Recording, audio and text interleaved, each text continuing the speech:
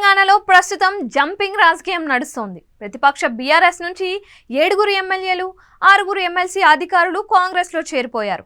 ఇదే సమయంలో తెలంగాణలో టీడీపీని పటిష్టం చేస్తాం అంటూ ఏపీ సీఎం టీడీపీ అధినేత ప్రకటించారు.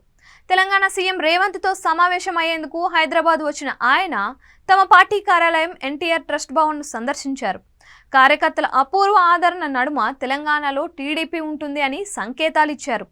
తెలంగాణలో ప్రతిపక్ష బీఆర్ఎస్ నుంచి కాంగ్రెస్లోకి చేరికలు సాగుతున్నాయి. అయితే ఓ ఎమ్మెల్యే గతంలో ఇలానే చేరేందుకు ప్రయత్నించి వెనక్కి వచ్చేశారు.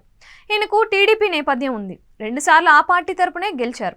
మరో 2 సార్లు బీఆర్ఎస్ నుంచి నెగ్గారు. అయితే మారిన రాజకీయ పరిణామాల రీత్యా కాంగ్రెస్లో తమ సమకాలీనుడు రేవంత్ రెడ్డి సీఎం అవడంతో ఆ పార్టీ వైపు వెళ్లాలని చూశారు. మరి ఇంతలో ఏమైందో ఏమో అనూహ్యంగా వెనక్కు తగ్గిపోయారు.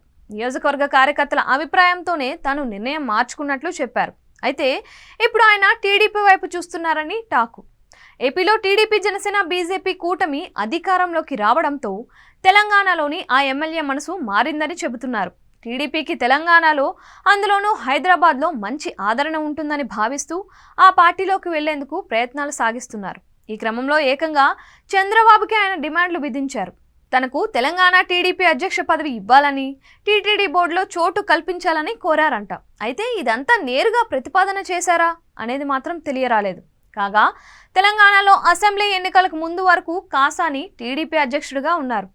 పార్టీ ఎన్నికల్లో పోటీ చేయకూడదని నిర్ణయం తీసుకోవడంతో ఆయన రాజీనామా చేసి బీఆర్ఎస్లో చేరారు. ఆ తర్వాత చేవెళ్ల నుంచి ఎంపీగా పోటీ చేసి ఓడిపోయారు.